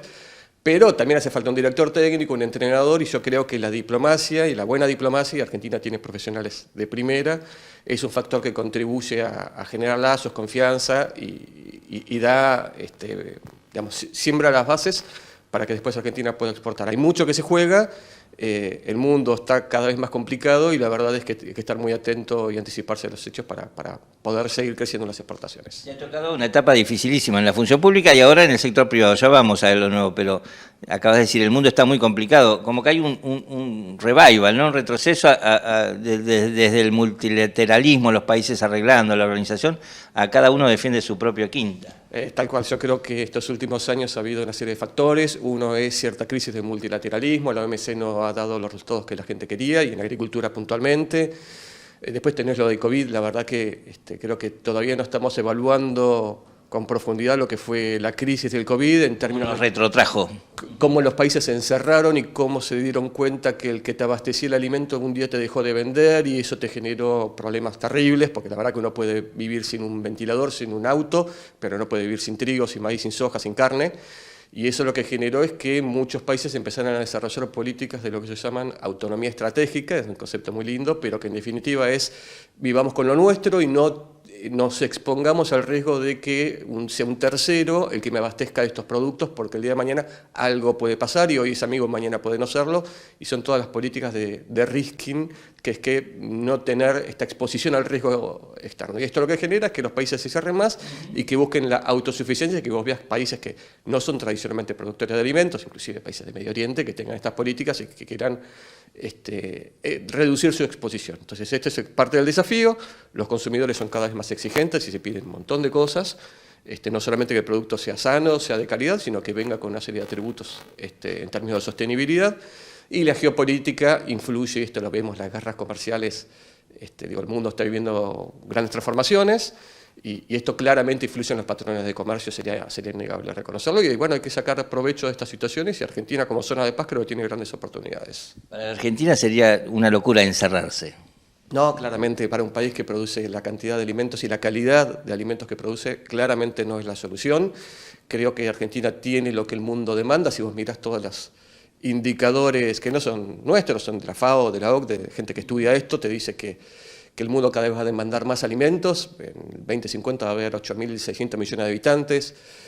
2/3 partes de estos habitantes va a vivir en ciudades, quiere decir que se insertan los consumos masivos, los canales de consumo masivo de la población de alimentos. Además quieren comer más sano, que no carbonice la economía, que exacto, no emita. Exacto, quieren eso y lo demandan y está bien, es gente responsable, es una tendencia, y frente a esta tendencia vos tenés que adaptarte, no tenés mucho para quejarte, es así, y creo que Argentina tiene grandes oportunidades porque somos muy buenos produciendo lo que hacemos. Y tenemos, Argentina ha venido cuidando el capital ambiental desde hace muchos años y lo hace el productor porque es la gallina de los huevos de oro. Entonces, implementar desde la siembra directa, AgTech, tecnologías nuevas. El productor argentino, vos fíjate, la edad promedio es 45 o 50 años y gente que tiene mucha formación, pasión por lo que hace y que es muy resiliente a incorporar tecnologías porque en un país complicado, si vos no sos eficiente, te llevan puesto. Y esto es nuestro capital, y por eso Argentina sigue exportando y sigue siendo competitivo a pesar de un contexto complicado. Pero hemos perdido mucho terreno. Vos fíjate, en comienzos de los 80 Argentina era el 11º exportador mundial, y estos últimos años hemos salido del ranking de los más importantes. A pesar de que crecemos, otros están creciendo más rápido que nosotros. Y parte del desafío es poder recuperar el terreno a partir de un sector con profundo potencial. Estuviste mucho tiempo en el sector público, ahora te convocó el sector privado, la Bolsa de Cereales de Buenos Aires, al INAI. ¿Qué es el INAI? Bueno, el INAI es un instituto que fue creado por 3 bolsas, Buenos Aires, Bahía Blanca y Rosario, a fines de los 90, y que con la clara finalidad de apoyar al Estado en las negociaciones internacionales. Los 90 fue una época muy clara de nuevo consenso de Washington y de mucho avance del multilateralismo, y el INAI tuvo un rol fundamental en el apoyo del Estado, generando información dura y conocimiento. Desde el sector agropecuario. Exacto. Para los, como insumo para los... De hecho, yo como empleado del Estado tenía un contacto permanente con el INAI y nos daba material de altísima calidad que después obviamente el Estado lo incluía en el diseño de la estrategia, siempre por supuesto con la Cancillería, que es quien lidera este proceso. Con el paso del tiempo, como vos bien decías, el multilateralismo se fue adormeciendo un poco y bueno, el INAI fue reinventándose, pasó el tiempo y bueno, y ahora muy contento que José Martins, presidente de la Bolsa, me haya convocado a relanzar el INAI, que este último tiempo estaba abocado a otras tareas, y un poco el desafío es acomodar al INAI a la nueva agenda internacional, que hoy en día a lo mejor pasa menos por la agenda OMC y pasa más por la agenda ambiental y cómo acompañamos al sector que se vaya adaptando a los nuevos desafíos. Siempre el objetivo es exportar más y con mayor valor agregado, digamos, y tratar de romper las barreras, que sean multilaterales o sean individuales, te dejan afuera del... te provocan esto, que nos vayamos achicando como exportadores. Tal cual, el desafío es eso, es acompañar a las políticas públicas que permitan que Argentina pueda liberar todo el potencial productivo que tiene y que pueda favorecer a la transformación de la biomasa en origen, que es lo que siempre dice el secretario Vilela, y que estoy convencido que hay una gran oportunidad de Argentina para realmente ser un líder en la provisión no solamente de alimentos o de materias primas, sino también de bioenergía y de bioproductos, donde en definitiva eso es lo que te va a posicionar en un nicho de mercado mucho más atractivo, y Argentina tiene la materia prima, tiene los recursos naturales, tiene los recursos humanos y tiene la tecnología para hacerlo. Y ahora tiene un gobierno que es más aperturista y que pretende, digamos, que dupliquemos las exportaciones en un lapso de tiempo, con lo cual gruesa tarea te dieron, de reorganizar el sector privado para aportarle insumos o las miradas del sector privado, agroexportador, a ese gobierno. Sí, la verdad que el sector privado, yo lo veía del otro lado, es súper activo el sector privado argentino, tiene una institucionalidad muy interesante y viene trabajando, y hoy es líder. De hecho yo lo veía a ellos como traccionaban, ahora están en la CIAL, en China, y siempre hay presencia del sector privado argentino. El aporte desde el INAI es poder incorporar a las estrategias comercializadoras del sector privado algunas visiones o algunas tendencias para que ellos puedan sacar provecho de esto y acompañarlos en un proceso de internalización. Pero claramente el sector privado tiene una vocación exportadora, saben que el mercado argentino es interesante, pero que tiene mucho más allá para crecer, y bueno, un poco la idea es acompañarlos en ese proceso, que lo viene haciendo muy bien, pero bueno, es sumar algún elemento adicional en términos de mirada estratégica. Ya te definiste como un apasionado de la diplomacia agropecuaria. Digo, estuviste mucho tiempo en la función pública, ahora en la función privada vas a insistir. ¿Cuál es la figurita difícil que decís, antes de retirarme yo tengo que lograr el acuerdo con la Unión Europea, la OMC, derrumbar alguna barrera? ¿Cuál es la obsesión?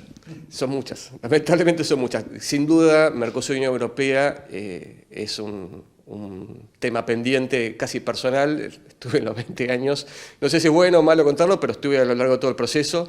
Y bueno, ahora hay elecciones en Europa, se está renovando el Parlamento, esto influye en la composición de la Comisión Europea, que en definitiva es quien negocia con Mercosur.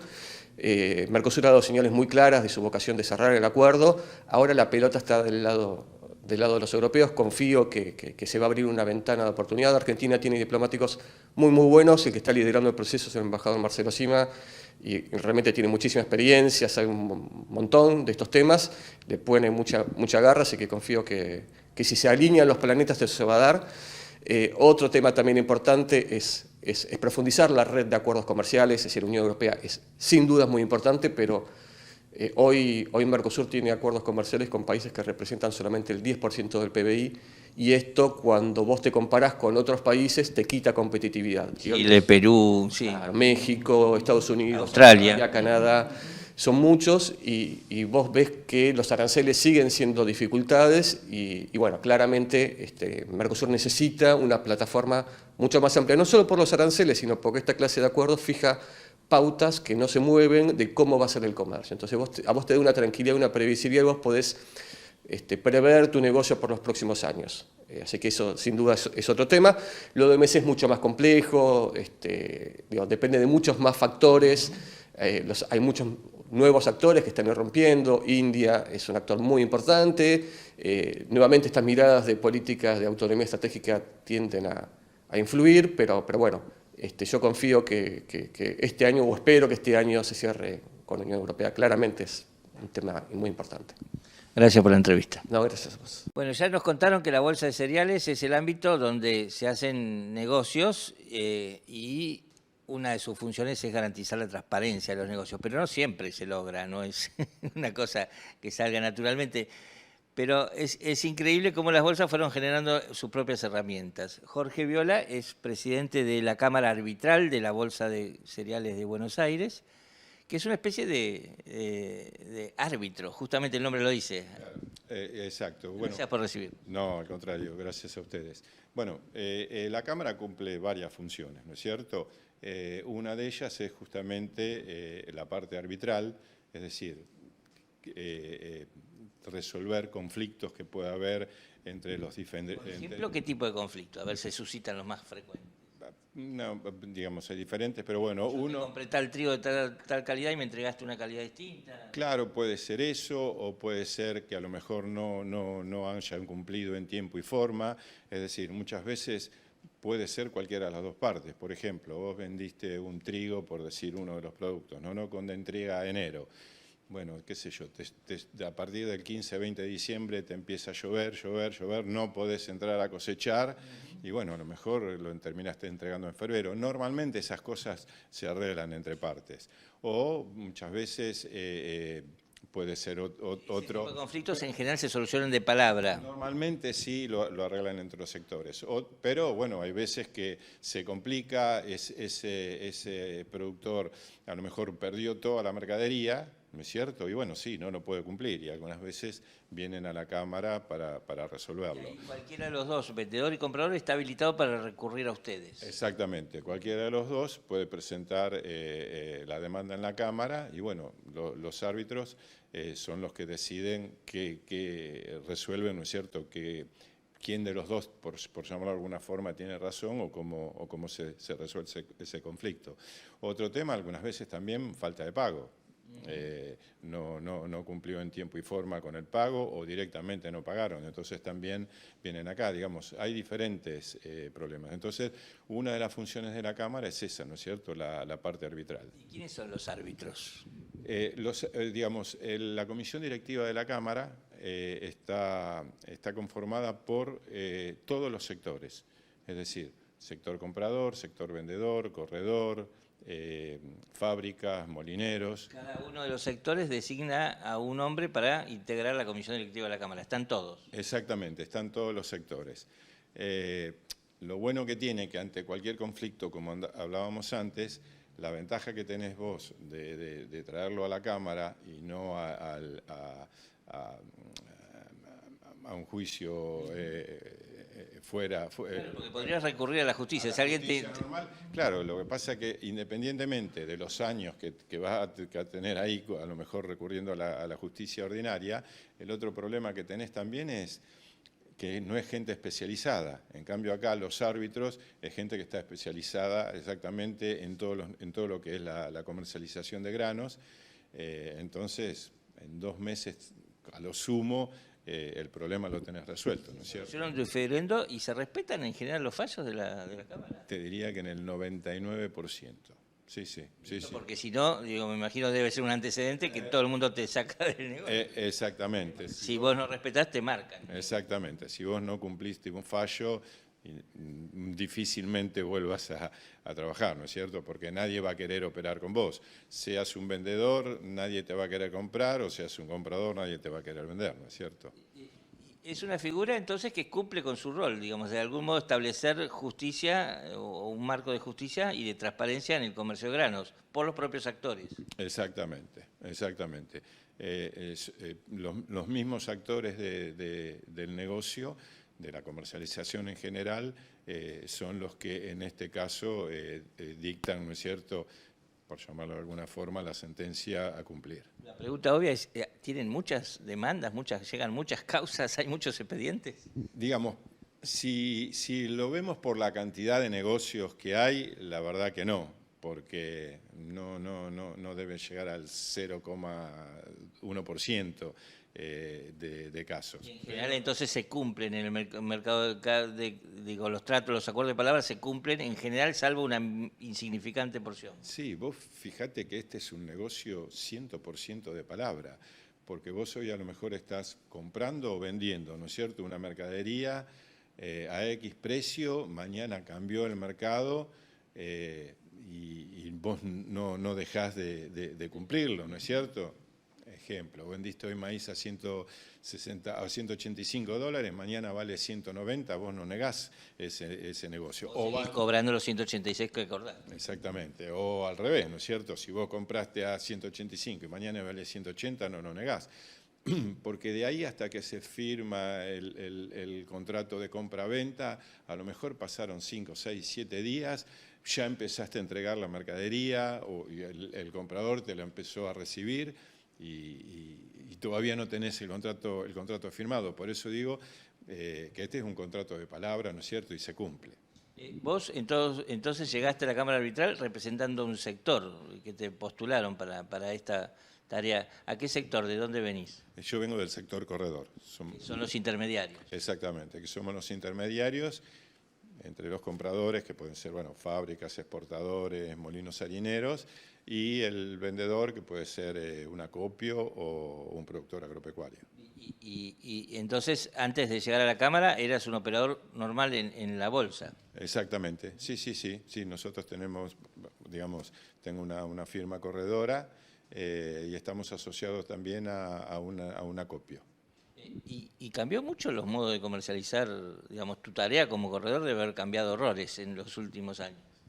Lo que tiene de bueno este negocio es que es muy ágil, no siempre tenés las mismas condiciones, hay diferentes tipos de negocios, pero sí, que es como todo, ¿no es cierto?, ha ido cambiando la forma de comercializar. Pero bueno, creo que eso es lo bueno que tiene este negocio, ¿no es cierto? Te pregunto porque me voy encontrando con gente que extraña el viejo recinto y cuando se hacían negocios a los gritos y ahora todo debe haber cambiado radicalmente. Sí, por supuesto. Yo comentaba hace un rato, tengo 66 años, empecé a los 18 a venir al recinto donde, éramos no menos de 350, 400 personas, donde todos los negocios normalmente, o el 90% eran personales, ¿no es cierto? O sea, los negocios se hacían... Se daban la mano. Claro, en la bolsa. Y sí, el mercado de futuros, el mercado a término, se hacía ahí a viva voz. Hoy desapareció el recinto, los negocios son todos en forma telefónica y sí, lo que es mercado a término, por supuesto, es prácticamente no, es todo electrónico. Es mucho más impersonal todo y aún así la Cámara Arbitral sigue teniendo el mismo sentido que cuando los negocios eran mirándose la cara. Sí, por supuesto, no, eso no cambió.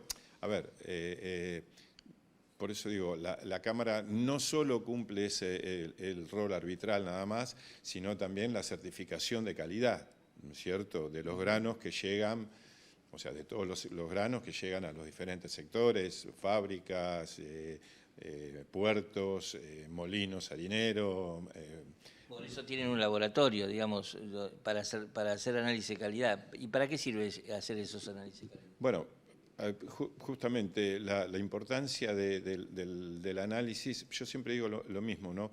Lo importante es que es como primera medida tener la muestra, es decir, que cuando llega un camión a cualquiera de los destinos tenga la muestra. ¿Para qué? Independientemente que tanto para el productor, vendedor, aguacopio, como para el comprador, saber qué calidad están comprando. Exactamente, qué calidad es. Y después, bueno, sí, para liquidar la calidad, porque cuando vos entregas la mercadería, vos cobrás un porcentaje, el 96, 97,5%, después tenés que cobrar el saldo, lo que se llama con una liquidación final, bueno, y ahí, por supuesto, va incluido el tema de la calidad. Y eso es una segunda gran tarea, me imagino, porque deben recibir muestras de todos lados. Sí, por supuesto. El fuerte nuestro es Buenos Aires, San Nicolás y Necochea es el principal puerto nuestro. Y digamos, el grueso, ¿no es cierto?, o el gran caudal que trabajamos nosotros es en Necochea. Y digamos, la muestra que da, ustedes tienen antecedentes, tomaron la muestra, certificaron calidad, se salda y eventualmente sirve para dirimir conflictos, si los hubiera. Sí, por supuesto. A ver, la muestra no la hace la cámara. Digamos, cuando llega el camión a destino, hay un representante del vendedor, que puede ser un acopiador o un productor, y un representante del comprador.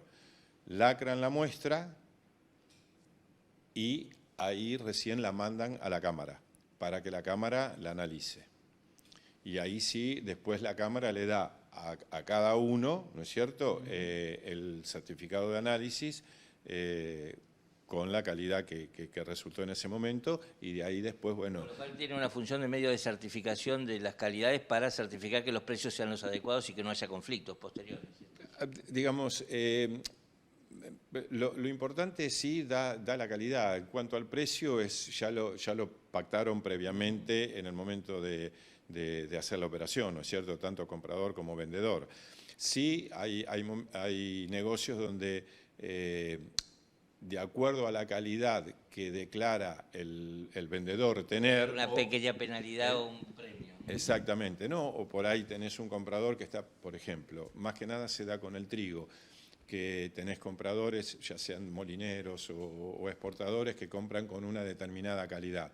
X% de un mínimo de 78 de peso hectolítrico, o un molino con un mínimo de 30 de gluten. Entonces ahí es donde negocian ellos el precio. No vale lo mismo por ahí un trigo de eso con mejor calidad que un trigo condiciones cámara. Ahora, bien, una vez entregada esa mercadería, se manda la muestra a la cámara para ver si está dentro de esos parámetros.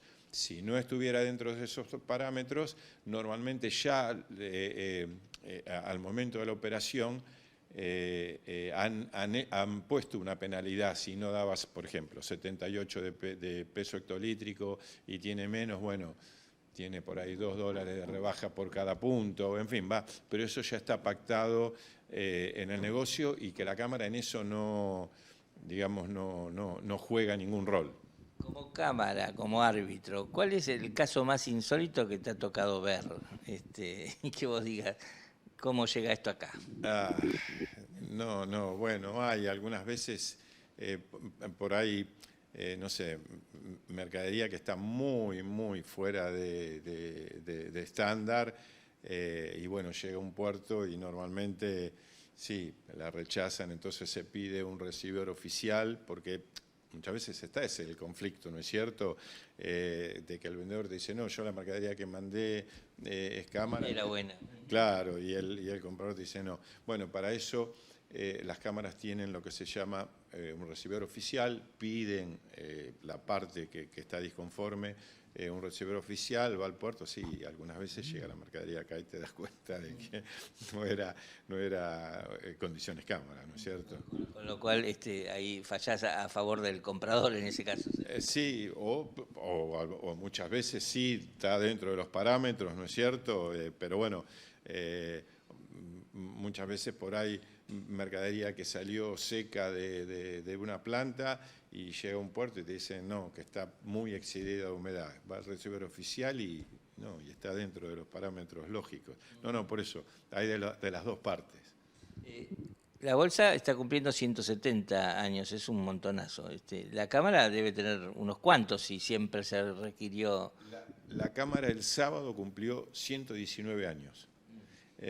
Sí, o sea... Quedaron 50 años atrás, pero quiere decir que ni bien empezó a institucionalizarse un poco este mercado, recurrieron a los árbitros. Sí, yo creo que en su momento, justamente, ¿no es cierto?, fue una medida más que acertada esta institución. Vuelvo a repetir, acá tanto Bolsa como Cámara son dos instituciones madres, por llamarlo de alguna forma, justamente que nuclean a todos los sectores, ¿no es cierto? Cada una en su función.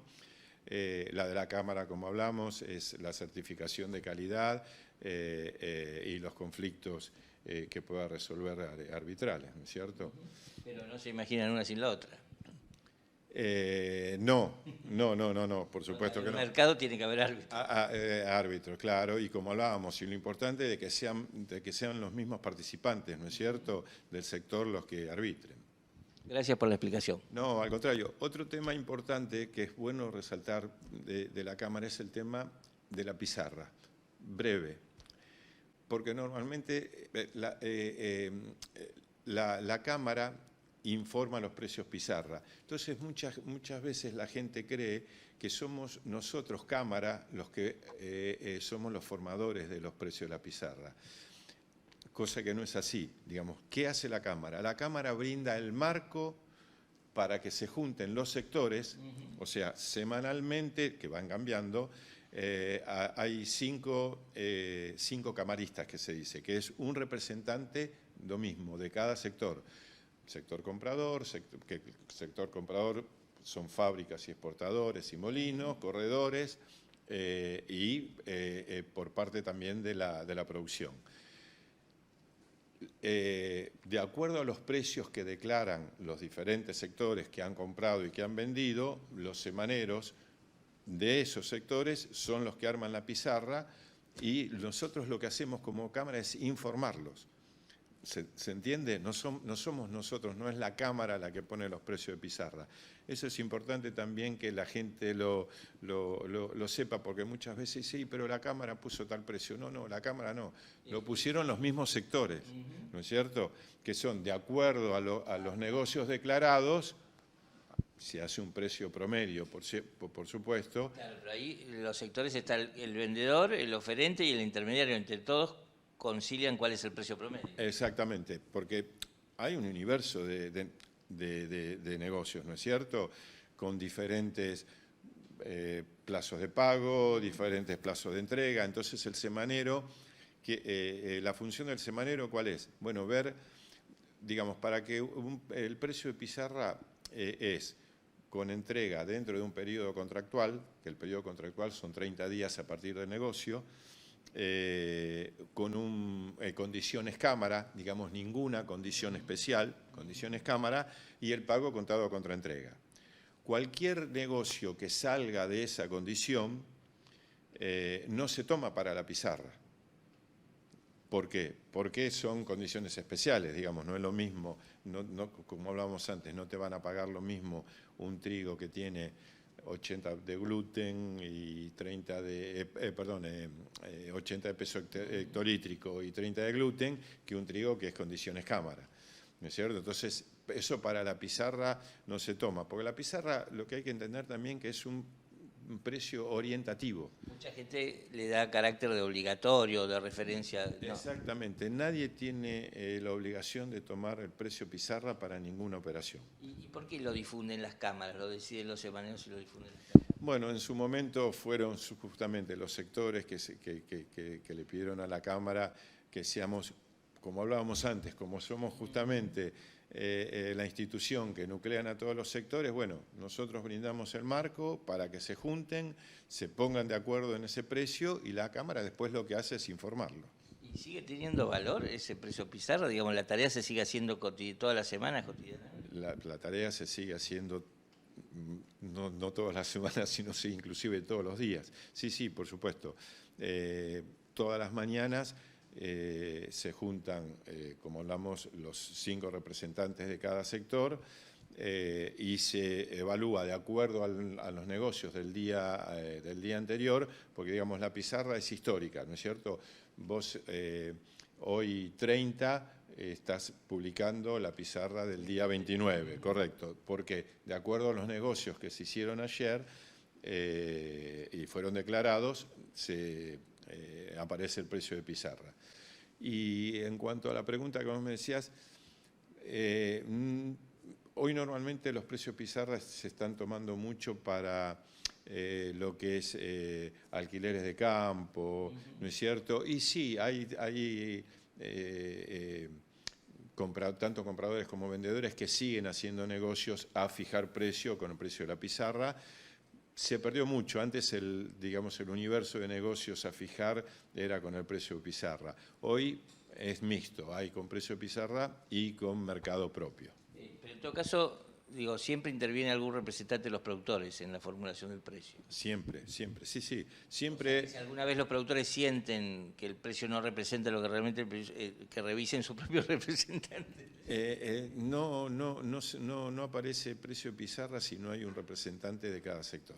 Siempre hay un representante del sector comprador, del sector productor y del sector vendedor y corredor, por supuesto, también, siempre. Y es otro modo de tratar de conservar también equilibrios. Que es fundamental. Justamente la función de la Cámara es el equilibrio en todo, ya sea en un arbitraje como en calidad.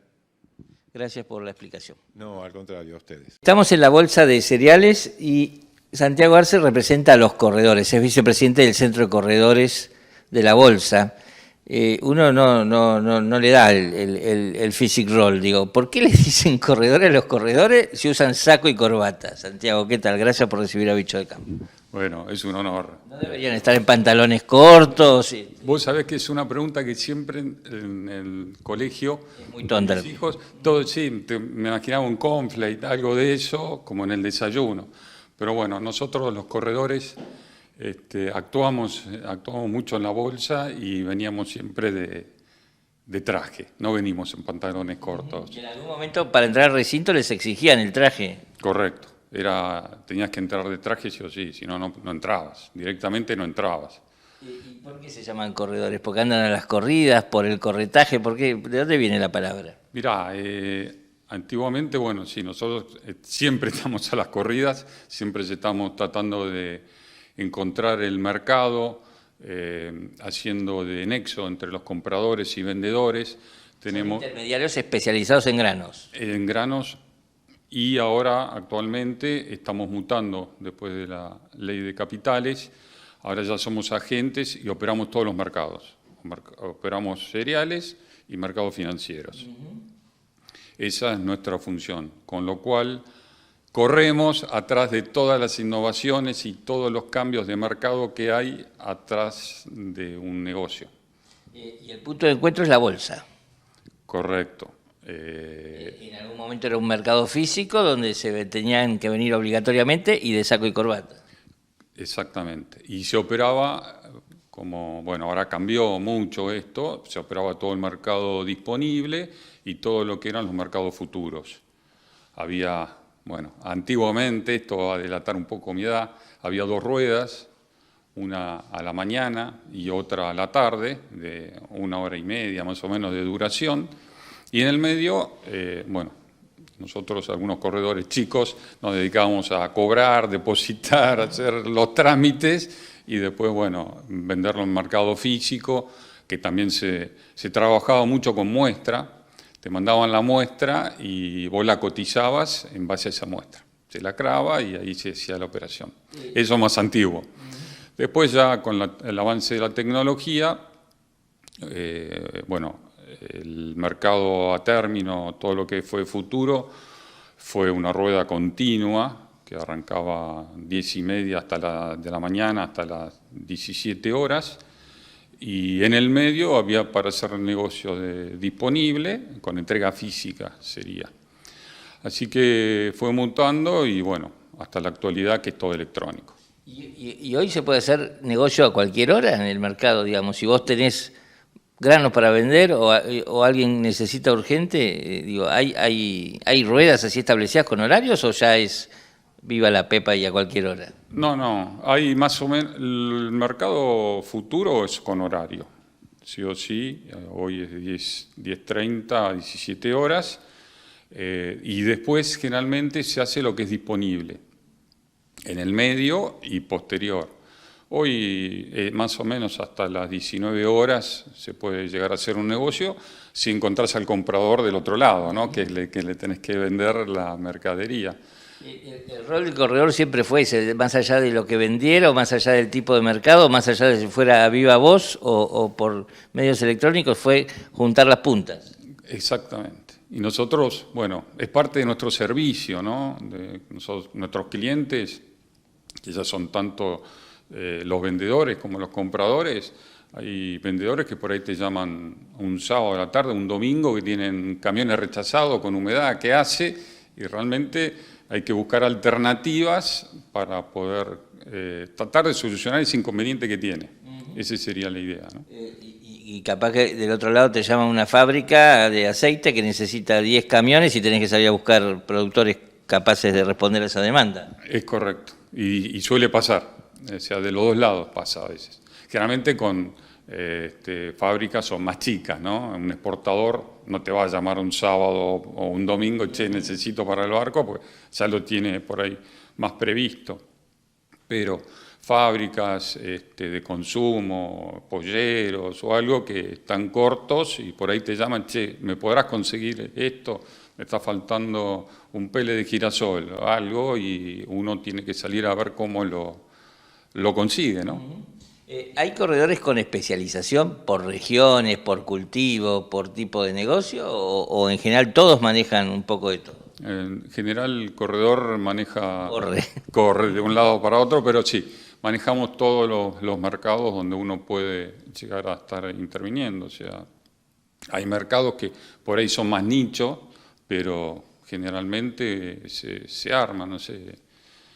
Hoy en la actualidad tuvimos algún lote de arroz que no somos frecuentes y se colocó, pero bueno, son cosas que van surgiendo y bueno, y ahí uno está por ahí el expertise o tratar la experiencia de los años de ver cómo se logra la mejor condición para esa situación, ¿no? ¿Y con quién jugás más a favor? Porque siempre, digamos, hay un comprador y un vendedor, y uno trata de bajar el precio y el otro trata de subirlo. Digo, tu rol debe ser medio incómodo ahí, ¿cómo? No, la verdad que los corredores estamos acostumbrados a esta gimnasia, sabemos que hay un precio y tratamos de llegar a lo máximo de ese precio. Tampoco podés pedir algo que no está en el mercado, o sea, no puedes exigirle al comprador que te pague de más o al vendedor que venda más barato, sabiendo la corriente que fija exactamente. Entonces, más o menos, uno estando en mercado se va ayornando y bueno, es la función del corredor, ¿no? De estar en el intermedio de los dos hasta lograr el mejor negocio para ambos. Desde hace unos años vengo escuchando preocupación de muchos corredores porque es una figura que parece que se va perdiendo. Con la tecnología prescindimos del intermediario, dicen algunos, o yo soy amigo directamente de un gran productor, o hay cada vez menos productores pequeños y medianos. ¿Es así? Y hay un poco de eso, la tecnología fue avanzando tanto, creo que después de la pandemia también surgió mucho el querer contactarse más directamente, pero bueno, la función del corredor siempre fue la transparencia, la de unir puntas y bueno, en determinadas situaciones nosotros siempre respondemos, estamos tratando de buscar la solución ante un problema. Y hoy el comercio es bastante problemático, ¿no? Cada vez se va complicando más con algún aspecto o de exigencia de parte de los entes reguladores o todo lo demás, pero se está haciendo muy profesional. el corretaje. Con lo cual siempre un productor debería tener algún corredor cerca como para pedir consejo para que lo oriente. El negocio va a salir mejor con un corredor al lado, eso es lo que vos creés y decís. Mira, no solo productor, toda la cadena, porque nosotros operamos con acopiadores, con algún productor grande, pero el acopiador también le da un servicio al productor que por ahí un corredor no le puede dar. Somos todos medio complementarios. No creo que, por lo menos desde mi caso, no veo una competencia así. Pero siempre el corredor o por ahí también ayuda a la parte compradora, o sea, estás en el medio de todo, de decir, bueno, que el negocio fluya. Exactamente, ¿qué es nuestro negocio? Prácticamente defender nuestro negocio, en definitiva, ¿no? Y también vengo escuchando que las bolsas, digamos, como faro de referencia, digo, que hay mucho negocio directo que no pasa por las bolsas, que no pasa por los corredores, digo, que se va perdiendo institucionalidad en el mercado. ¿Tienen opinión formada sobre eso? Mirá, nosotros desde el centro tratamos siempre de la institucionalidad, de fomentar eso de todas formas. Que haya negocios, sí, cada empresa hace el negocio que más le conviene o que cree que más le conviene, pero desde el centro siempre defendemos la institucionalidad de los negocios. Sobre todo porque sirve para definir precios de referencia, digo, me imagino que debe ser el gran factor, digo, tener registrados los negocios implica que hay una referencia de precio. Totalmente, es así como lo decís. Si no lo ves al negocio, pasó por otro lado y no sabes que existe, es más difícil conseguir una transparencia y sacar un precio realmente lógico dentro del mercado, ¿no? Y me imagino que es el gran valor finalmente de toda esta construcción que lleva 170 años, que es la bolsa, digo, dotar a estos negocios de cierta transparencia, de cierto ámbito de regla de juego. Sí, por supuesto. Y bueno, la bolsa, digamos, como todos los participantes de toda la cadena y todos los integrantes, en definitiva todos somos la bolsa, todos con nuestro grano de arena, todos estamos construyendo la bolsa. Y la bolsa somos todos, con lo cual imagino que tenemos que llegar a estamos con una transparencia bastante importante, pero lo tenemos que mejorar. Es posible mejorarla más, digo, es meter a todos en la misma bolsa. Correcto. De ahí venía la frase. Ahí viene la frase de la bolsa. Gracias por la entrevista. No, muy amable, ¿eh? Gracias.